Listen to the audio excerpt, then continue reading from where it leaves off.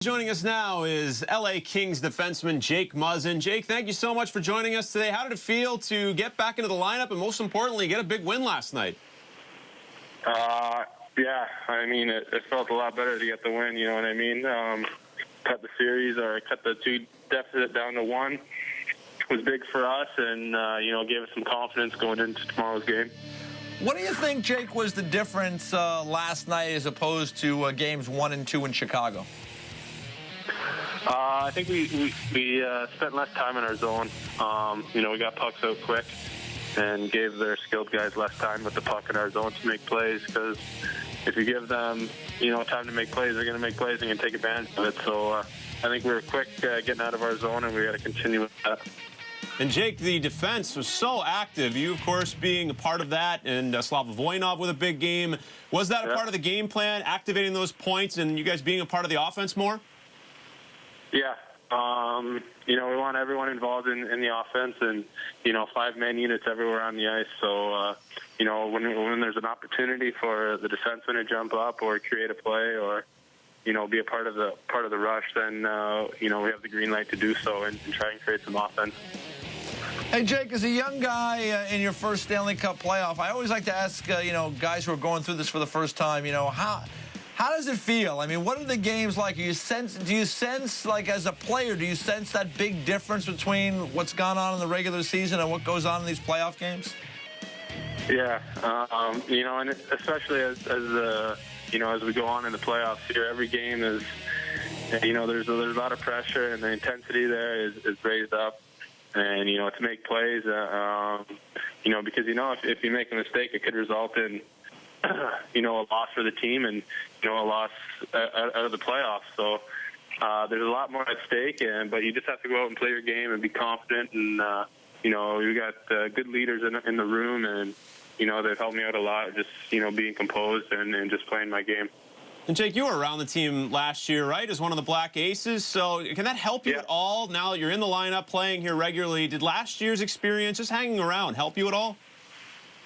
Yeah, a little just being around the guys and, kind of understanding what, their mindset is before the games and after the games and, in between games, just how calm and, collective they are. Just, and being with it this year, they've had the experience and, knowing that it takes 4 games to win, so there's no panic.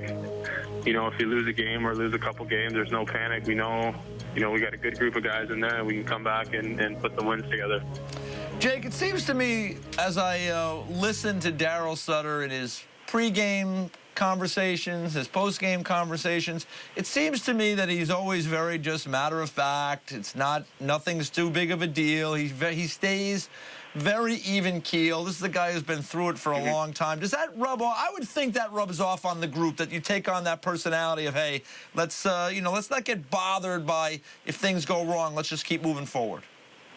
Yeah, that's exactly how the team is too. After a win, where we bring it back down, and after a lose, we look at what we need to do better, and we try to execute that in the next game. So it definitely rubs off on the team, where when the coach is he keeps it calm and collective, and then the players as well as keeping an even keel throughout the playoffs.